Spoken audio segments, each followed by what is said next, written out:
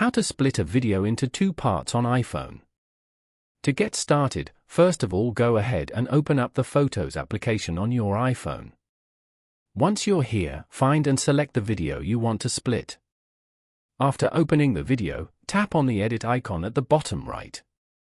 You are now in the video editing interface.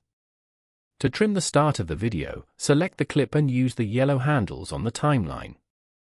Set the end point and tap on Done. From the menu, select Save Video as New Clip. Now, go back and open the original video again. Tap on the edit icon once more. This time, use the yellow handles to trim the video to the second part.